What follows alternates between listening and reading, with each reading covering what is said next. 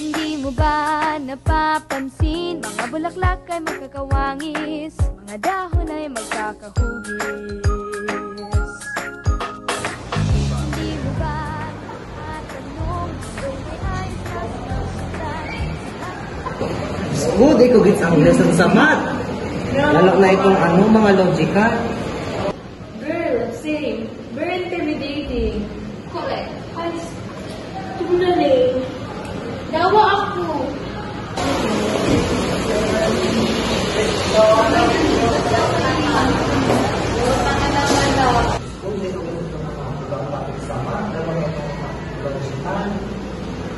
Girl, same. Very intimidating. Correct. Tunali. Dawa ako.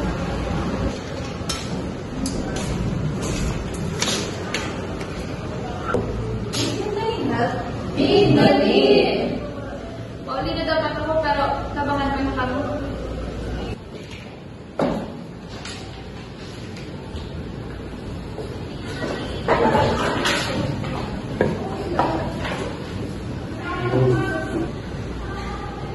Anong linggo, may ways man para masimbag ang math, lalo na ako, logical.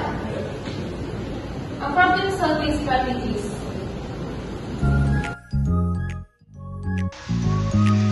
We see math as a very intimidating subject. Diba? Yung mga terms, numbers, lalo na kung it's a worded problem. For some of us, is nahihirapan how to solve it. But what if I told you that there is a way para mas mapadali ang buhay natin sa math? Lalo na sa mga word problem. That's why, welcome to Lesson 101, where we are going to teach you problem-solving strategy BSN 1B. First, let's jump on our objectives. First, learn problem-solving strategy. Second, learn Polyas strategy. Third, apply solving strategies in different math problems. And lastly, enjoy learning.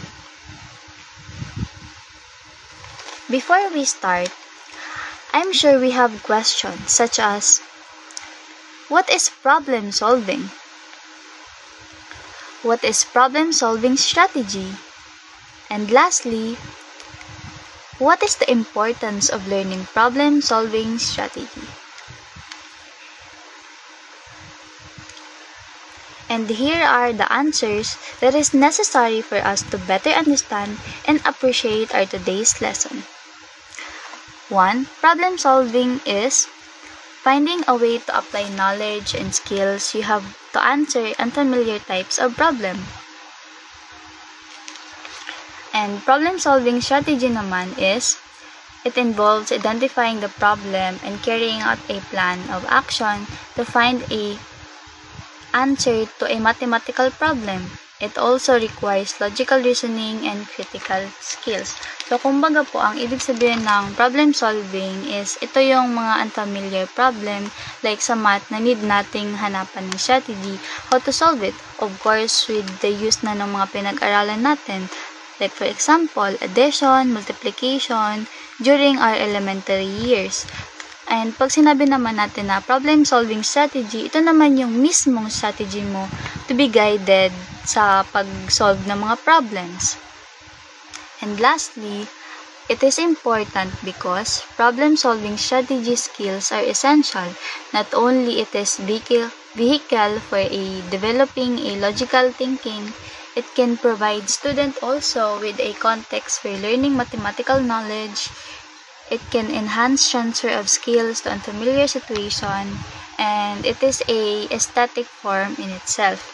So, ito naman po, sinasabi na it enhance our logical reasoning, critical thinking, na as a student and as an individual is magagamit mo. Also, since sa real life, magagamit mo din siya. Also, mapapalawak din yung learning natin sa math. So, pag napalawak yung learning sa math is, mas less na nating nakikita ang math as an intimidating na subject. Also, it enhance the use of certain skills na magagamit natin sa mga unfamiliar situation. Like sa math, may mga unfamiliar problems din tayong nai-encounter. But with the use ng mga skills and previous knowledge natin, for sure is we can solve it. Since nata-challenge yung utak natin. Kaya nasabi na parang nagkakaroon ng enhancement of skills. And also, nasabi din na it is a aesthetic form of self. Kasi 'di ba, may certain different kind of satisfaction pag nakakasolve tayo ng problem. Lalo na sa math. And also, alam naman natin na mahirap ang math. So, parang nakakadagdag ng self-esteem pag nakakasagot tayo sa math.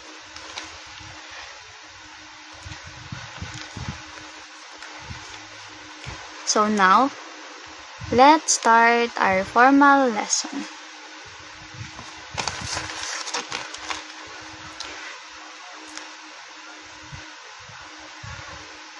So, ano nga ba yung Polya's problem-solving strategy? Dito muna tayo sa background. So, yung nasa picture po, siya si George Polya. Nearly 100 years ago, a man named George Polya designed a 4-step method to solve all kinds of problems. Yung mga method niya po is such as to understand the problem, make a plan, execute the plan, and look back and reflect. So, kumbaga po, he created 4 steps to solve a problem na applicable sa math, pero applicable din sa buhay. Kumbaga, hindi lang sa math nagagamit yung 4 step, is pati din daw po sa buhay nagagamit din yun.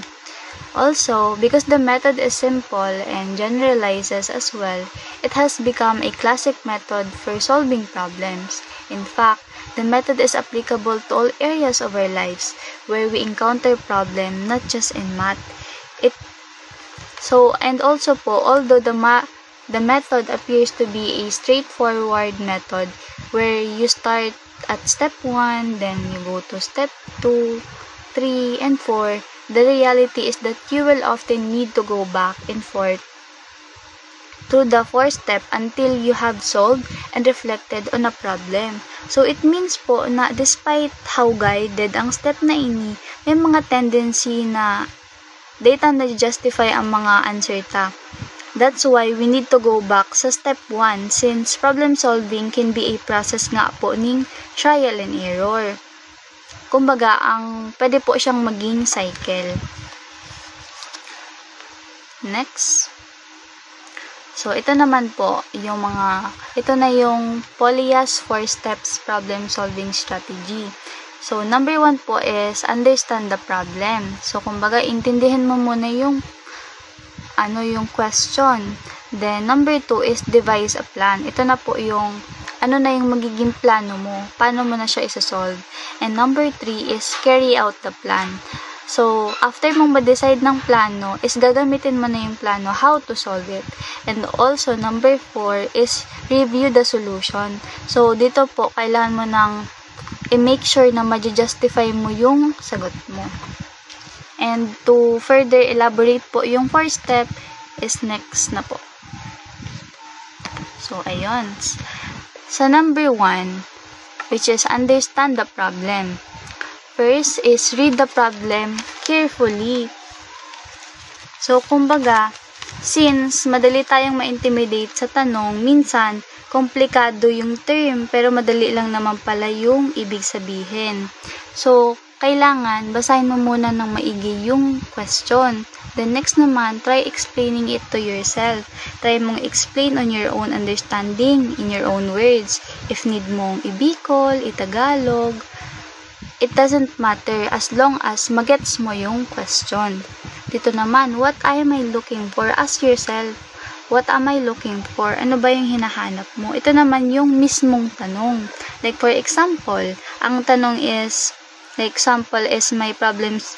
problem na ang tinaas is, I have 3 dogs, namely, 1, 2. What is the name of my 3rd dog? So, ang hinahanap mo dun is, what is the name of my 3rd dog? Yun yung question. Then, highlight your givens. Ito naman, like for example, yung 20 cakes, possible na yan yung given. So, tig-highlight mo.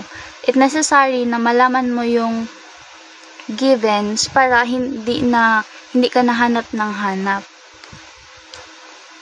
Next is devise a plan. Ito naman, after mong maintindihan and identify yung givens mo, is you have to choose your strategy. You have to choose your strategy. So, ito naman is kailangan mo nang gumawa ng plano.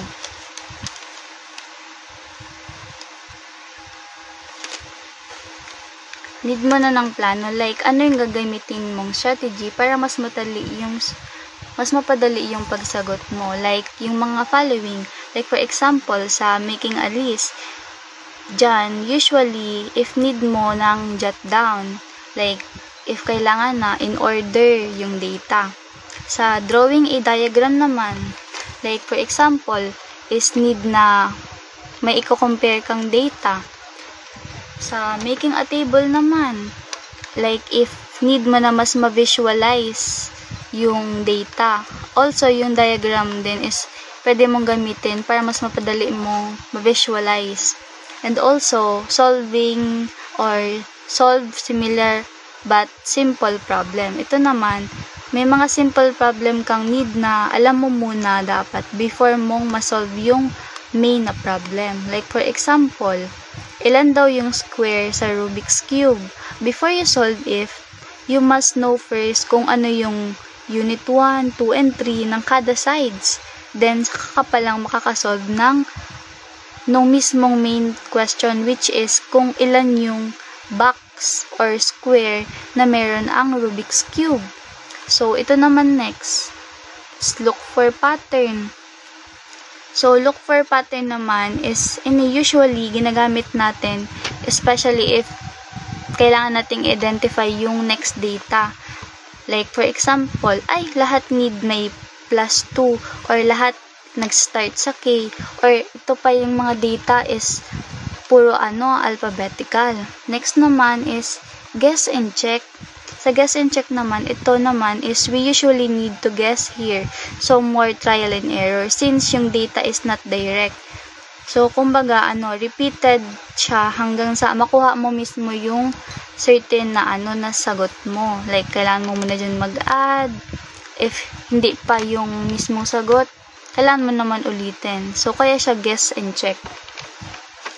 Also naman, lastly, ito na, yung indirect reasoning. Ito naman, usually ginagamit ng mga hindi nag-review or puro lang stock knowledge since gumagamit sila dito ng canceling method sa mga options. Like, kunyari, yung A, paano siya bakit siya hindi yung sagot? Kumbaga, puro lang indirect reasoning. And, pang third naman natin, which is you carry out the plan. After you choose the strategy, kailangan mo na mag-start ng mag-solve.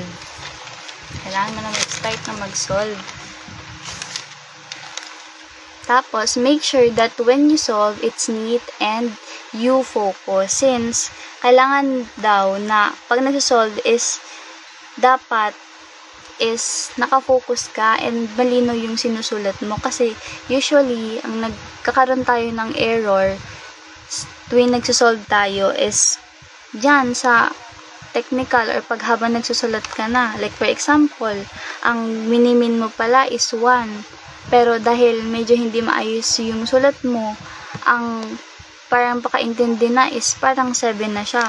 So, may big impact na siya. Automatic, mali na yun.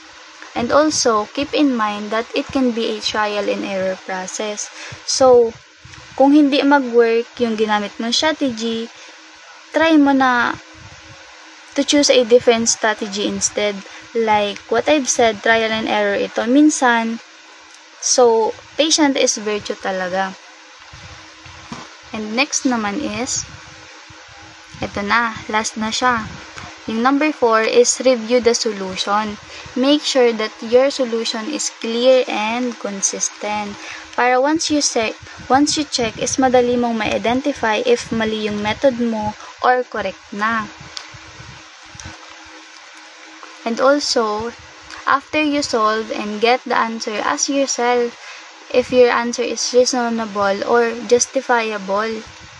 Because we can't settle na nag-answer ka lang, okay, ginamit mo strategy mo, may nakuha kang answer. Dapat, ang answer is correct din. So, dapat, ma-justify mo, reasonable si answer mo. Diyan na po ma-apply mo na si mga previous knowledge mo, like even numbers. Ito, meron akong example here, na examples na pwede mong gamitin to justify your answer. Like, for example, napansin mo na ang reason mo is puro kaya even numbers, o kaya puro naman odd numbers, o kaya added by 2. So, may note po na you can always go back to the first part if you still didn't get the correct answer, because this method can be a cycle of trial and error. So, kumbaga, once na, pag na-day mo na-justify si answer mo, you have to always go back sa step 1. Is balikan mo ulit si question.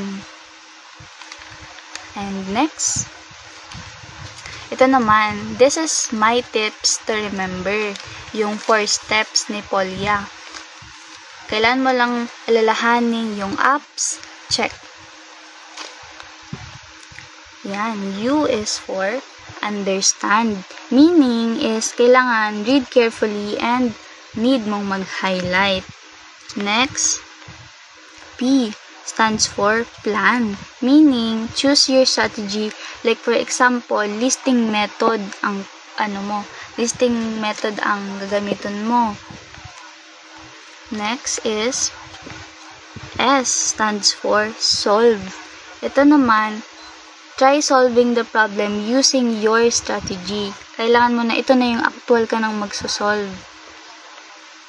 And lastly is check. Dito naman, you have to explain and justify your answer. So, pag nakaka-encounter tayo ng problem, just remember apps, check. Para mas madali. Now naman is for example time. Dito naman, we will use the Polya's 4 step to answer the following math problem. So, ito naman. Ang first po natin na strategy is making a list. So, meron tayo ditong problem. Ang tanong is, how many 2 digits number have 3? So, kumbaga, ang tinatanong naman po dito is, ilang 2 digit number ang meron daw pong 3. Meron daw pong 3.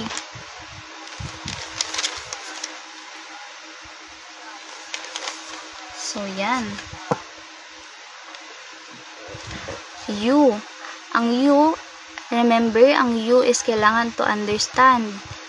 So, ito naman yung pakaintindi ko. 2 digits with number 3 on it. So, kumbaga, yan na yung naka-highlight. Yung 2 digit, tapos, meron dapat siyang number 3. Ito naman yung plano ko. I will use the strategy of making a list. Making a list since need to jot down kung ano-ano yung mga numbers na may 3 na 2 digit lang dapat. Ito naman yung pag-solve. What if sinabi ko na 11? Siyempre, mali yun kasi 2 digit nga siya pero wala siyang 3. So, next naman na naisip ko is 13. Next naman is 23. Since 2 digit siya and may 3 din siya. Next naman, 30. Next naman is 31. Next naman is 32. Next naman is 33. Next naman is 34. Yung 35. Also din. 36. 37. 38 din. 39. And 43. Bakit hindi yung 40? Yes, 2 digit siya, pero wala siyang 3. So, hindi siya included. Next naman is 53. Bakit hindi kasali yung 50? Again, wala siyang number 3. Pero 2 digit siya. Then naman, 63. Next naman is 73. Next naman is 83. So, may next pa, which is the 93. Yan na yung pinaka last na number. So, since ang tinatanong sa atin is ilan na 2-digit number ang mayroon 3. So, we can start now counting from 13 hanggang 93. 1, 2, 3, 4, 5, 6, 7, 8, 9, 10, 11, 12, 13, 14, 15, 16, 17, 18. 18 siya. So, ito naman, paano ko siya na-check? It is a systematic listing of 2-digit number that contains a 3. So, ito na yung final na simbag or answer. 18 2-digit numbers contains 3. And, syempre, we need more examples. So, next na naman natin na question is, a leader and a secretary are to be chosen from a group of 5 students for their class activity. In how many ways it can be done? So, yung naka-highlight is yung leader and the secretary. 5 student daw. Tapos, ito naman yung you natin. In how many ways it can be done? So, yan yung you natin. Ito yung understanding natin. Pipili ng 1 na possible pair of leader and secretary. And then, ilan ang possible na mag-prepare sa 5 na student. Ano nga na yung plano? Yan, making a list. Since, kailangan nating i-jot down kung ilang possible pair ang pwedeng magawa sa 5 students. So, ito naman, we can now start sa pagsosolve. So, yan. Si A for Anna, B for Bella, C for Chloe, D for Daniel, and E for L. So, ito naman yung name is naka-representation siya nung 5 students natin. So, start muna tayo kay Anna. So, ito naman is yung right is yung leader and yung nasa left is yun naman yung secretary. So, let's proceed. Sino pa yung pwede? Si AC, which ibig sabihin si Anna and si Chloe. Then, si Anna, then si Daniel. Si Anna, then si L. Sabi naman kay Bella. Si Bella, then si Anna. Si Bella, then si Chloe. Then, si Bella naman, and then si Daniel. Si Bin naman, or for Bella, then si L. Next naman, kay Chloe, which is, ang pwede niyang kapartner is si Anna. Si Chloe, and then si Bella. Si Chloe, then si Daniel. Si Chloe, and si L. For Daniels, ang pwede niya naman na maging kapartner, if siya yung magiging leader, is Anna. Then, pwede niya naman na secretary is si Bella. Next naman is si Chloe. Then, si L. And for L naman, yung possible na mga magiging secretary niya, yan, si Bella. And then, si Chloe. And lastly is si Daniel. So, kumbaga is, ginamit natin na iniisa-isa natin. So, how to check? It's a systematic listing and ginagamit natin yung probability. So, since ang tanong sa atin is, ilang possible pair ang pwedeng ma-form sa 5 student, ang answer dun is, yan, it could be done in 20 ways since 4 times 5 is 20. Drawing a diagram. Problem 1. Jospa spent 25 minutes on the internet yesterday. If this was 5/6 of the time he spent on the phone, how long did he spend on the phone but not on the internet? So, ang sinasabi niya dito is, kung gaano kahaba yung na-spend niya sa phone, hindi sa internet. Ops check. If 5 out of 6 of the time is spent on using phone for internet is 25 minutes, how long did he spend on the phone but not on the internet? So, gagawa tayo ng diagram. Sa paggawa natin ng diagram, dapat nasa center or nasa circle yung pangalan ni Joshua. Circle name. And then, 5 circle. 1, 2, 3, 4, 5. So, and then, 5/6 is equal to 25. Then 1 circle for number 6.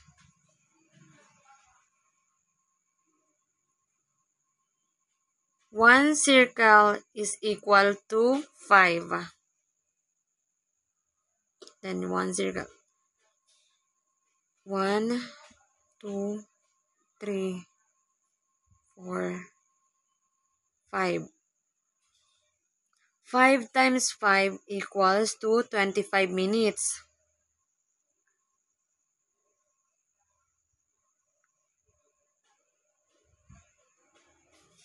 The pattern is divisible by 5. So, 25 divide 5. The answer is he spent 5 minutes on his phone. Drawing a diagram. Problem number 2. In a school department of 320 nursing students, 85 students are in the Red Cross organization, 200 students are in the sport team, and 60 students participate in both organization or team. How many students are not involved in either Red Cross or sport? Ops check. How many students are not involved in either Red Cross or sport? So, 85 students in the Red Cross and 200 in sport. So, gagawa tayo ng Venn diagram. So, lalagay natin sa diagram is yung Red Cross, tapos yung sport. Red Cross. Sa Red Cross may 85. Then sa sport ay 200. Dun sa gitna, ilalagay natin ay yung mga nag-participate. 60 students yung nag-participate. So, subtract 60 to Red Cross and sport. So, yung 85, galing siya sa Red Cross. Then, yung 60, galing siya sa boat, dun sa 60 student. So, 85 minus 60 is equal to 25. Then, lalagay natin dyan sa Red Cross. 25. Doon naman sa sport, 200 minus or subtract 60 is equal to 140. Then, lalagay natin siya dyan. 140. Add 25, 60, and 140 student to get the number of student with organization. Add now natin. 25 plus 60 plus 140 is equal to 225. Subtract 320, total student of 225 student with organization to get the number of student without any organization. So, ang gagawin natin dyan is 320 minus 225. Ayan. 320 minus 225 is equal to 95. So, 95. 225 5 student plus 95 student is 320, which is the total number of students. So, ano daw po yung total number of student? So, nakita naman natin dyan na naandito na yung sagot na 95. So, ang answer ay 95 students are not involved in either of two organization or teams. So, nakita na natin yung sagot sa 320 minus 25 is equal to 95. So, 95 yung hindi kasali sa two organization.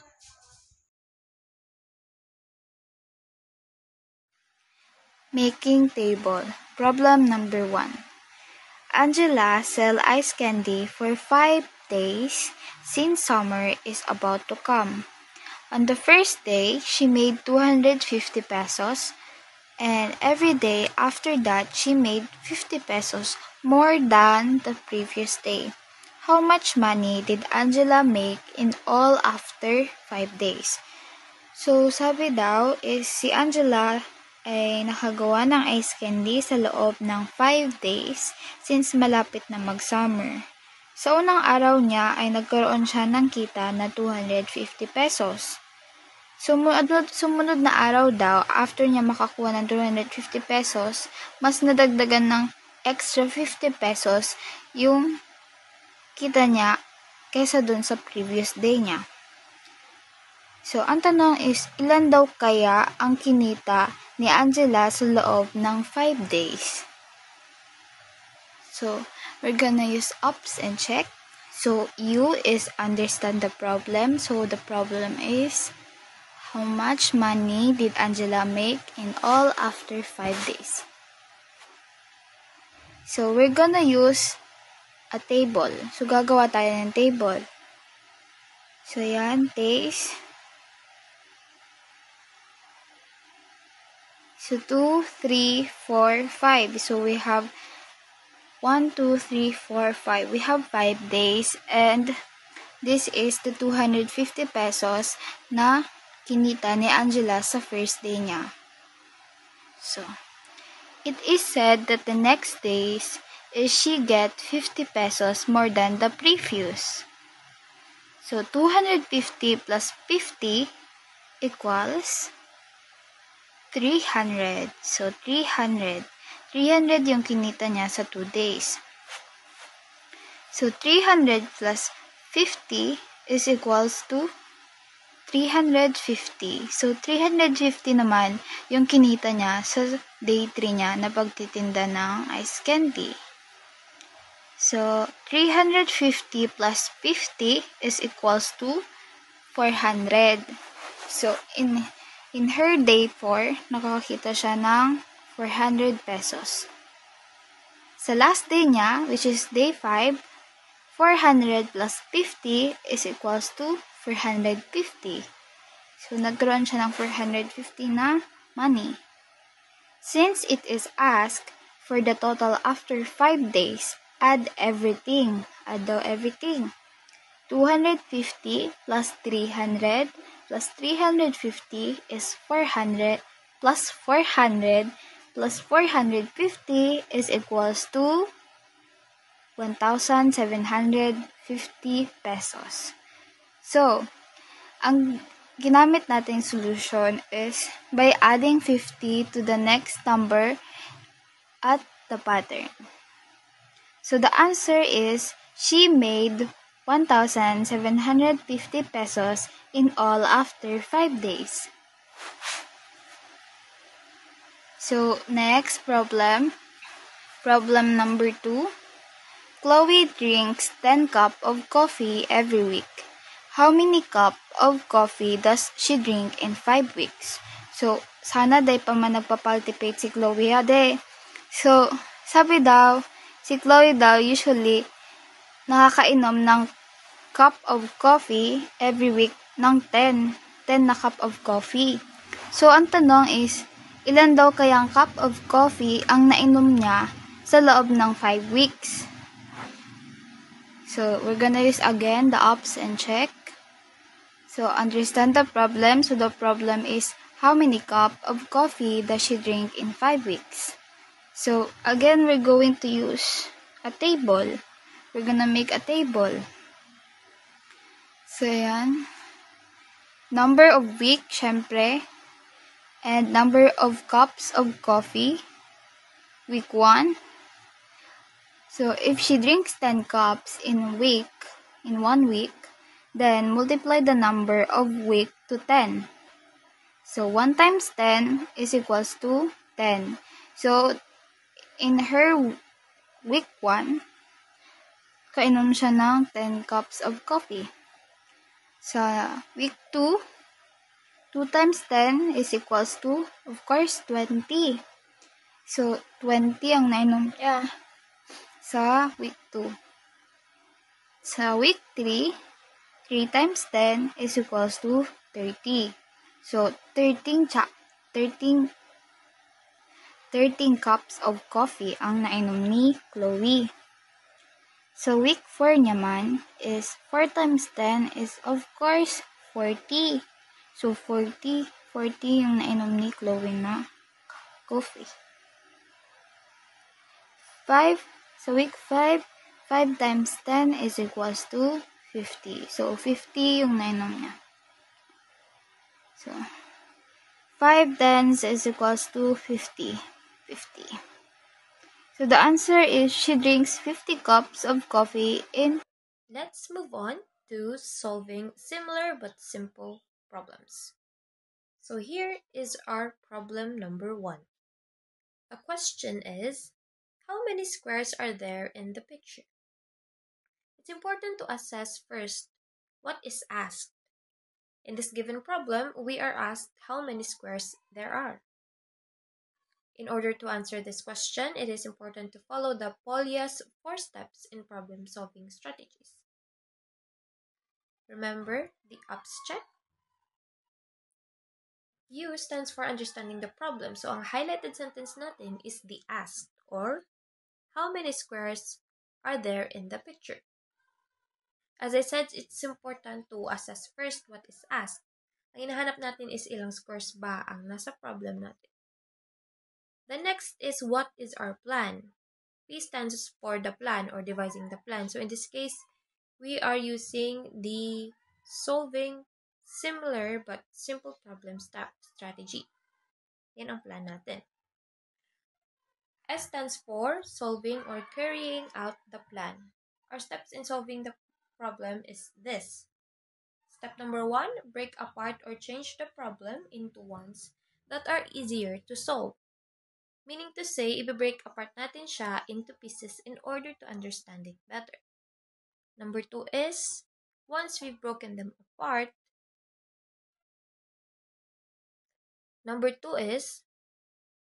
solve the simpler problems. Once we've broken them apart, we are able to solve the simple or the smaller parts of the problem. Step 3, use the answers to the simpler problems to solve the original problem. Once na masagutan na natin yung simpler problems, we are gonna utilize those answers to that small problems or simpler problems in answering or solving our original problem. And lastly, check. The check stands for reviewing or checking the solution. We should ask ourselves if clear na ba ang solution natin and justifiable ba ang answer natin. As my co-member earlier said, this is a trial and error process. So, it is critical na i-check natin ang solution and answer natin. We can always go back and to the first part if hindi natin nakuha on our first try. So, let's go back to the picture to help us understand the strategy better. Here is our problem. Again, how many squares are there in the picture? So, in solving this problem, we have step 1. Break apart or change the problem into ones that are easier to solve. We'll be breaking apart the picture into squares with sides of 1 unit, which looks like this, squares with sides of 2 units, which look like this, and squares with sides of 3 units, which look like this.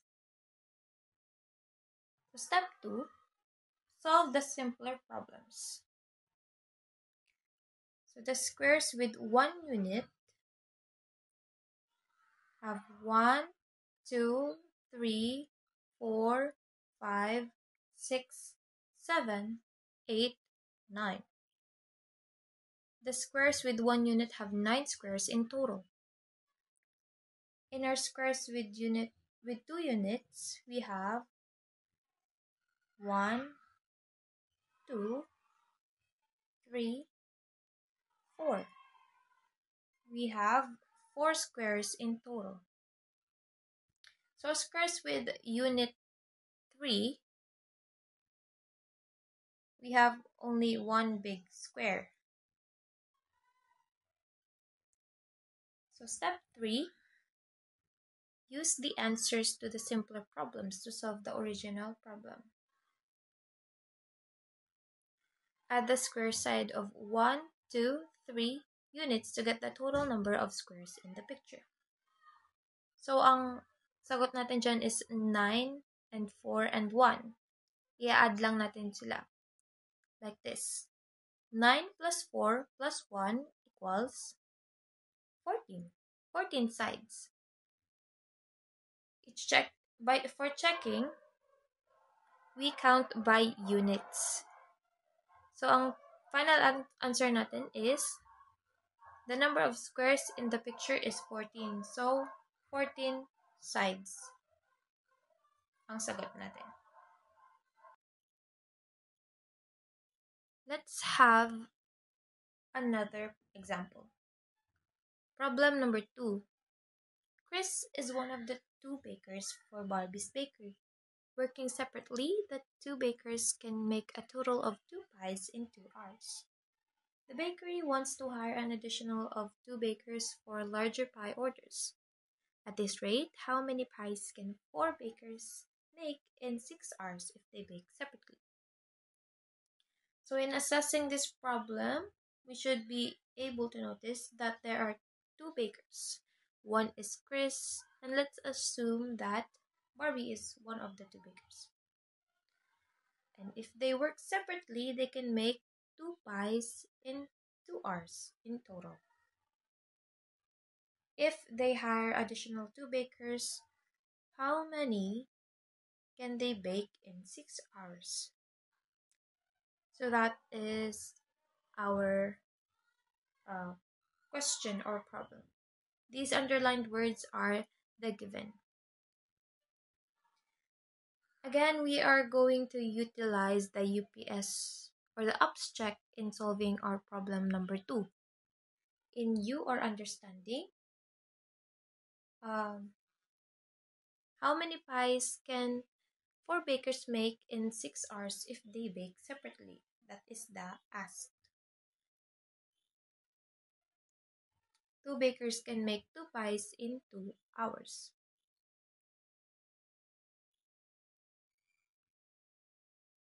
Our P or plan is by using similar but simple problem.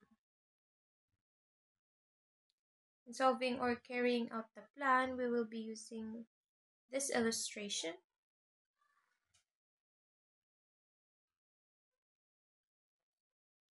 So if we have 1 baker, there will be 1 pie made in 2 hours. That is the given. So 1 baker can make 1 pie in 2 hours. If we have 2 bakers, there will be 2 pies made in 2 hours, which is also a given. So sa loob ng 2 oras, the 2 bakers could bake 2 pies. They work separately, that's why it remains 2 hours.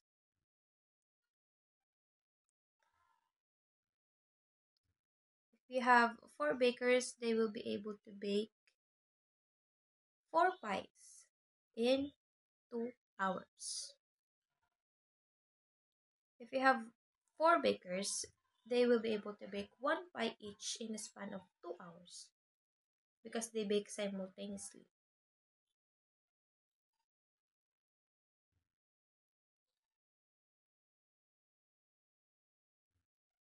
If we have 4 bakers, we will be able to have 8 pies in 4 hours.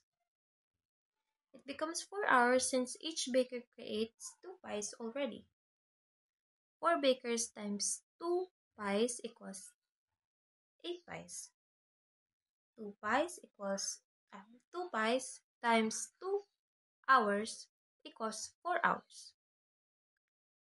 If we have 4 bakers, we will be able to create 12 pies in 6 hours. It becomes 6 hours since each baker creates 3 pies. 4 bakers times 3 pies equals 12 pies. 3 pies times 2 hours equals 6 hours. So, to check, let us look back at the problem. The number of bakers doubled, so 2 times 2 or 4 pies can be made in 2 hours. In 6 hours, the bakers can make 3 times 4 or 12 pies. So the answer is correct. Our final answer is 4 bakers can make 12 pies in 6 hours. So, next is look for a pattern. So, problem number 1, the house numbers in Naga City change in a planned way. They already number few houses with 3, 6, 9, and 12. What would be the next 2 house numbers?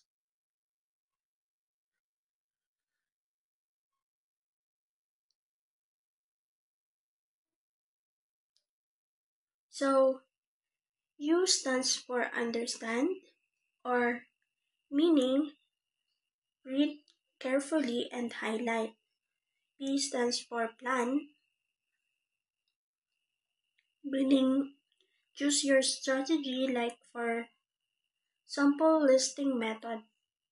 And S stands for solve, meaning try solving the problem using your strategy and check. Is explain and justify your answers. So, the main question here is, in 3, 6, 9, 12, what would be the next 2 numbers? So, using finding the pattern strategy,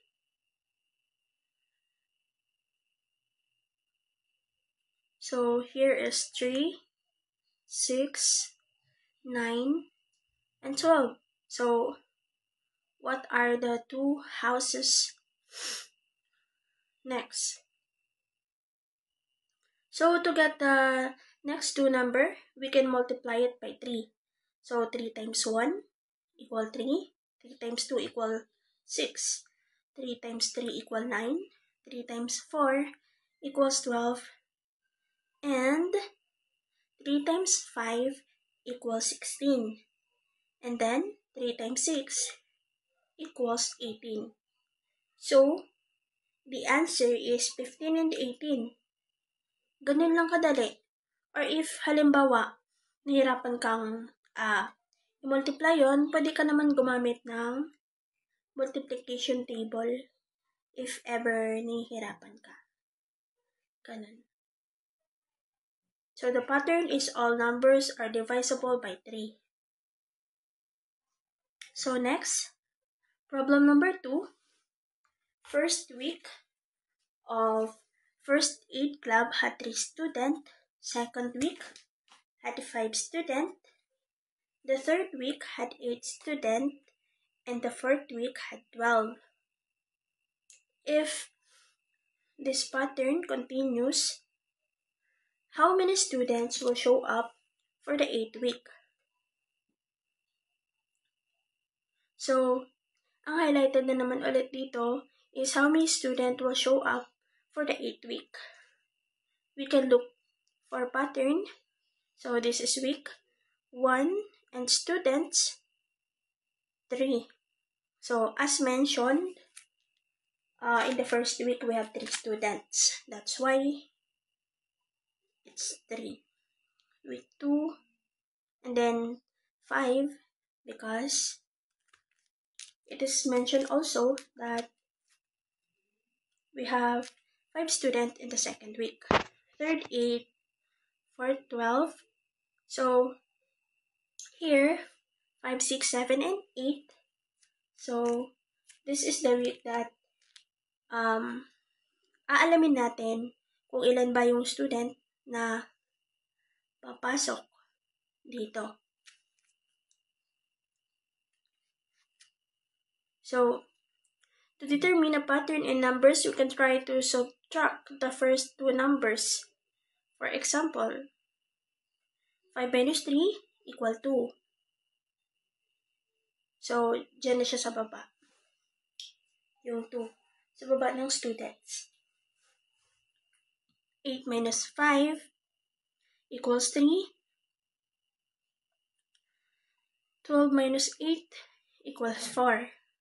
So, kung mapapansin nyo, tuloy-tuloy din siya. So,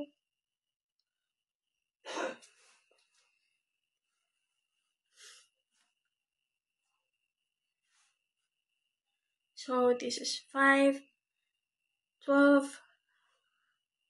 So, dito, ang next dito is parang addition na siya ang susunod. Kasi, continuous din tong sa baba ng student. So, ang next is addition para makuha mo yung students sa 4, 5, 6, and 7. So, 2 plus 3 equal 5. 5 plus 3 equal 8. 8 plus 4 equal 12. 12 plus 5 equals 17. So, yung 17, papasok na siya katabi natong 12. Dito sa week number 5. And then, 17 plus 17 plus 6, equals 23. So, sa week 6, we have 23 students. And then, next, 23 plus 7. So, equals 30. Dito na siya papasok sa ika-7th week. And then, 30 plus 8 equals 38. So, now, the pattern is we add the number of students to number 2 to 8. Guess and check. Do you know that we can solve our problem by guessing and checking? Guessing and checking can give us a sense to our problem. Here are problem number 1. As you can see, we have 8 pink butterflies, 6 blue butterflies, and 7 orange butterflies. Here are scenario number 1. Jaya sees 2 color butterflies. She sees a total of 15 butterflies. Which 2 colors of butterfly did she see? Always remember our apps check policy or strategy. Okay. U represents for our question. Our question is, which 2 colors of butterfly did she see that will total to 15 butterflies? We know that our answers only need 2 colors on the 15 butterflies. We also know that our answer may be the pink, blue, or orange butterflies only. Okay. P. P represents for our plan. We know that our plan is to get the correct answer by using the guess and check strategy. Note that using guess and check strategy can be tricky. There's always a trial and error. So be sure to read the problem properly.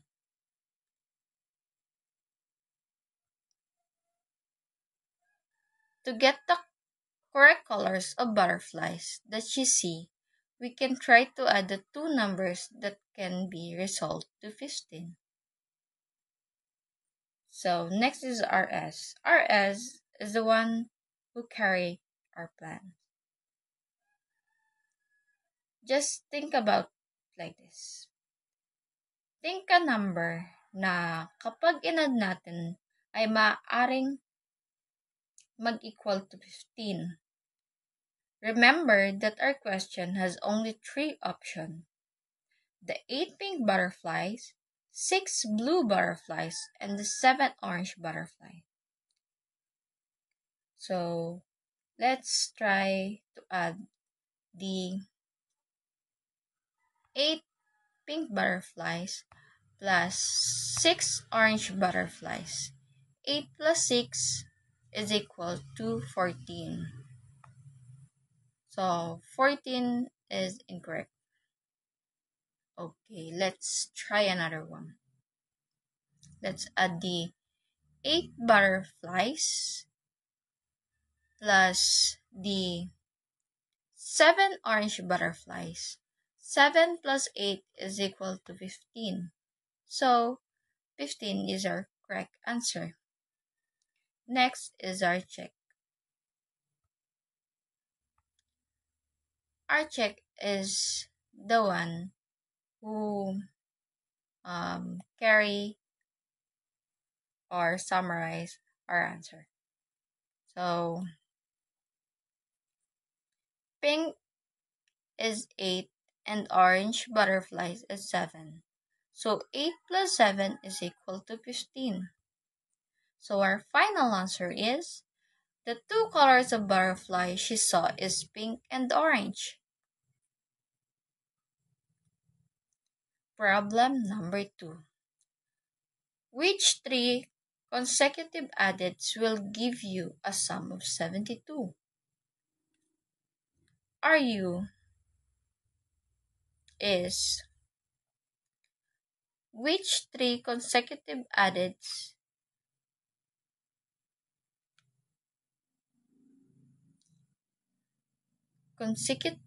which 3 consecutive adits will give you a sum of 72?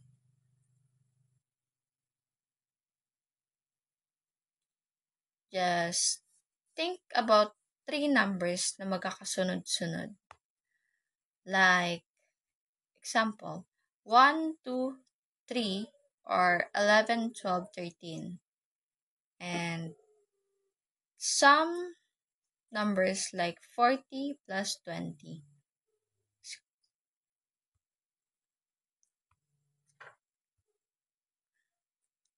So, P. We know that P, our plan is to use the guess and check strategy.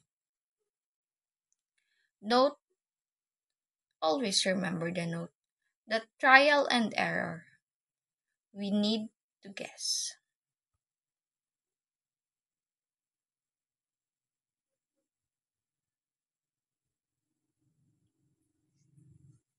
Think about the 3 numbers na consecutive and then add. And it should be equal to 72. Like adits, mga adits. 15, 16, 17. 15, 16, 17 is equal to 48. 48 is not the answer. So, let's try another one like 23, 24, 25. 23 plus 24 plus 25 is equal to 72. So, 72 is our correct answer.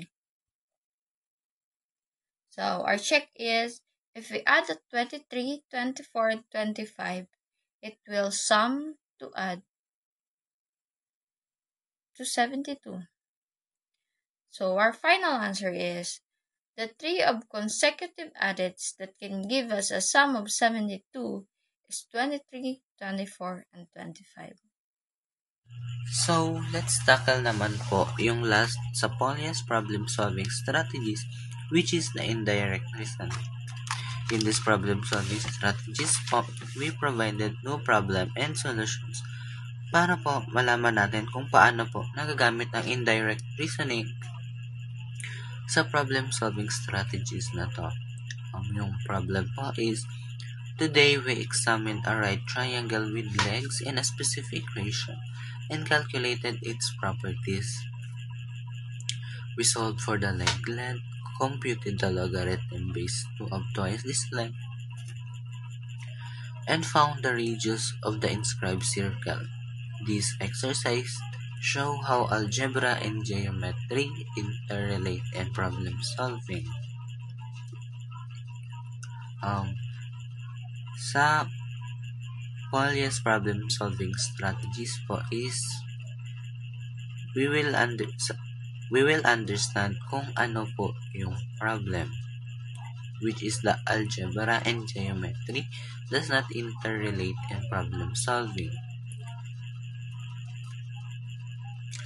Since po sa indirect reasoning, we assume the opposite of what we are trying to prove, which is how algebra and geometry interrelate in problem solving, and then show that this assumption, algebra and geometry, does not interrelate in problem solving, leads to contradiction. Yung plan naman pong gagamitin natin is indirect reasoning. So, paano naman po natin mako-contradict yung statement or yung problem na algebra and geometry does not interrelate in problem solving? So, here's the steps po to contradict that statement. First po is the leg length was determined by geometric properties. Since yung leg length shows evidences such as Pythagorean theory and ratio, it is clearly shown that this step has geometric properties. The logarithm base 2 of the twice the leg length involves algebraic principles, and then the radius involves a formula combining the triangle side showing algebraic and geometric concepts. Since this step has algebra and geometric properties, we can conclude that they not interrelate leads to contradictions. Since po yung problem na algebra and geometry does not interrelate in problem solving, does not interrelate because it is clearly shown evidences that algebra and geometry does interrelate in problem solving. So, yung answer po is the original statement, which is that how algebra and geometry interrelate in problem solving is true.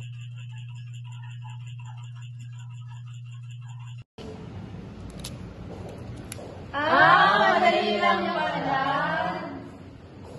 Madali man lang baga. Sa kada coordinates. Paano?